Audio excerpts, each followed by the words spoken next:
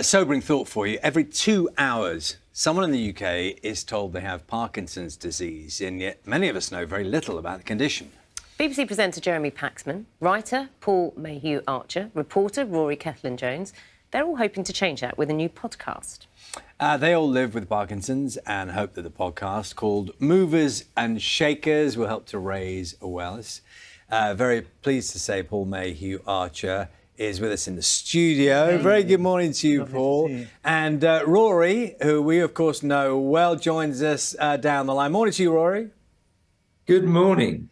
Very good to see you both. Did you consult on your shirts, by the way? You both got the blue. Is it a team shirt? I wasn't it's sure. It's a very sophisticated strategy. Yes. I wasn't sure whether I should wear this or whether it might explode the screen. No, you've done very well. Movers and Shakers. Can I just say it's a lovely play on what is such a serious subject. But I know, just give people a sense of what it is you're trying to do with the podcast. Well, what we're trying to do is just share sort of our views about Parkinson's, and we represent different bits of Parkinson's, I suppose. I'm the cheerful one who tries to sort of put a gloss on it all the time. And, for example, you said every 2 hours someone is told they have Parkinson's.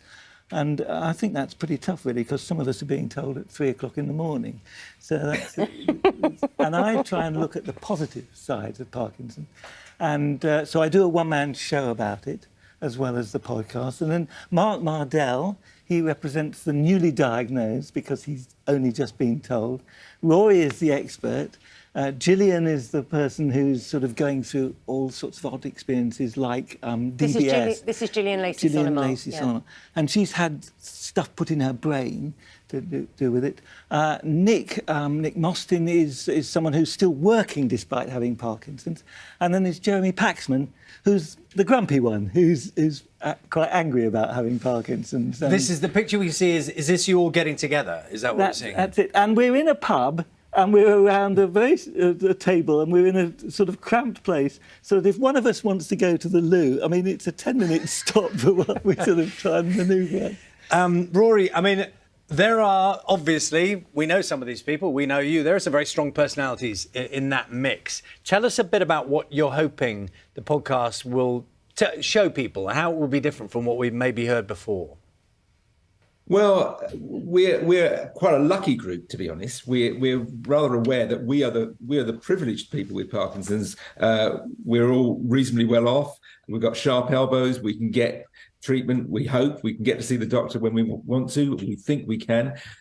We want to speak to the larger audience of people, both with Parkinson's and their support mechanisms, their family, their carers, who don't have those kind of links, those kind of contacts, because a lot of people are effectively suffering in silence. One example, lots of people are afraid to tell their employers, afraid to tell their friends that they've got it. There's still a bit of a stigma about it, and we want to sort of wipe that away. Rory, morning to you. I mean, the thing with Parkinson's as well, and it's good that our understanding has evolved, it's not just one symptom. Once upon a time, you would think Parkinson's and you would just think tremors, and that isn't just the case. Absolutely. I mean, some of our group don't have a tremor. I have, a tremor in my right hand which responds to stress. When I'm watching Brentford Football Club, standing on the terraces, I'm shaking like a leaf, and right now I'm incredibly calm. There are a whole bunch of non-physical symptoms. For instance, depression. I had depression for the first year, came out of that. What I still have massively is sleeplessness. And I think that affects nearly all of us in the group. But the important thing to know about this is that this is not a sad listen. I think it's quite a funny listen, mainly thanks to Paul and to the incredible dynamic between Paul and Jeremy. Jeremy being magnificently grumpy and Paul... Is that just is that part of your nature that has almost come out more as a result of It is, and I've found I just find that the jokes come, and every aspect of Parkinson's. My neurologist is a woman called Michelle Hu, and I think having Doctor Who on your side is just absolutely brilliant, isn't it? Because she can go into the future and come back with a cure. And you do like charity performances. You actually perform, don't you? I do. I'm performing tonight in Preston, and that's sold out. But I'm also going to Cirencester, Exeter, Bristol, Cheltenham Playhouse. How well do Parkinson's jokes go down?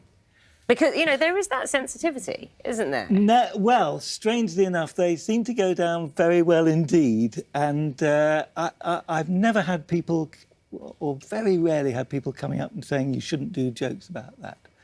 Because actually, when you've got Parkinson's, you know, you relish the jokes. You want to have fun as much as possible. And a man came up to me when I did the show in the Will. And at the end of the show, he came up and he said, I was diagnosed 5 days ago, and you have just stopped me worrying.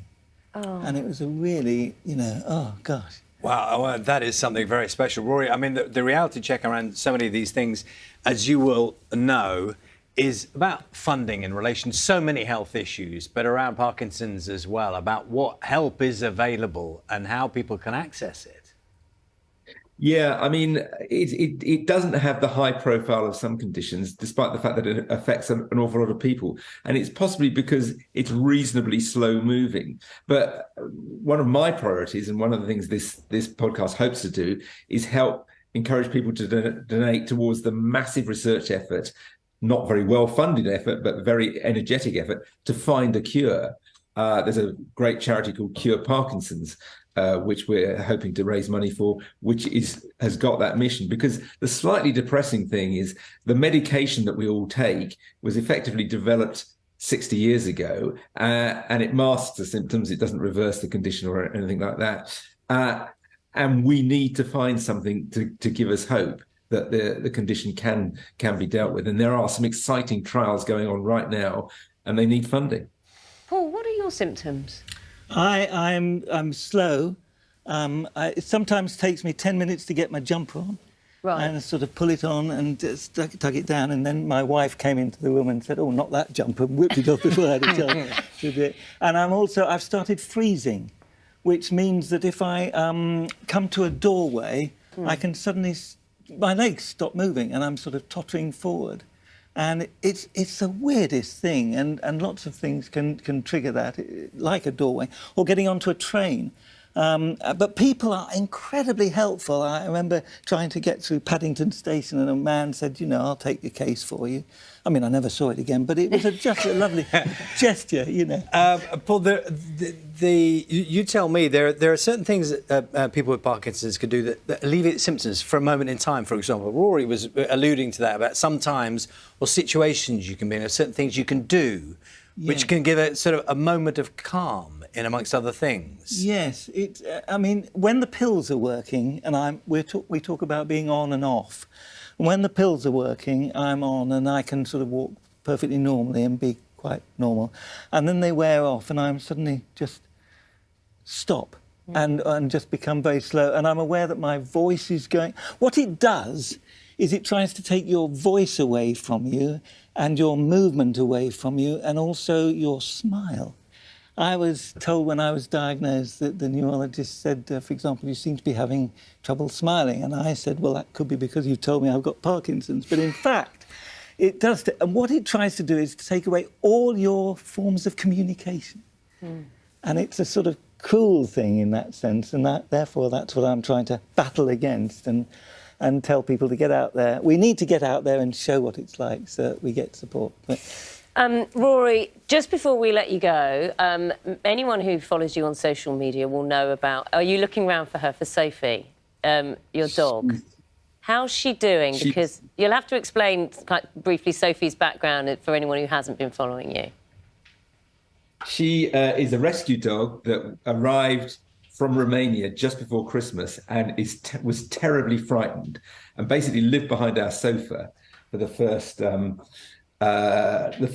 3 or 4 weeks, and she's gradually getting better. She's peering out from the sofa right now. She's been circling during this whole... Oh, here she comes. Oh, here we go. She's coming round. Can you see her? There she is. Oh, yes, there she is. Hey, Sophie. And she's just... How long have you had her now? Since just before Christmas. She's she's definitely getting better, coming out. aren't you? Yeah. And off she goes back again.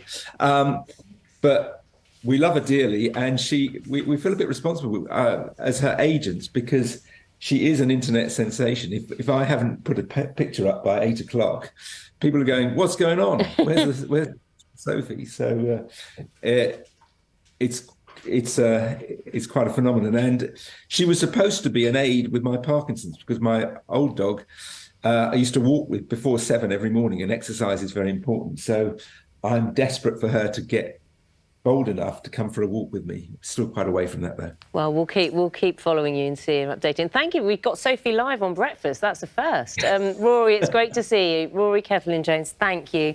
Paul Mayhew-Archer, it's been a joy talking to you as well. On stage tonight. On stage tonight In Preston. In Preston. Good luck. Thank you. And Movers and Shakers is the podcast now live, available, of course, wherever you get your podcasts from. It does sound very interesting. Yeah, very It interesting. really does.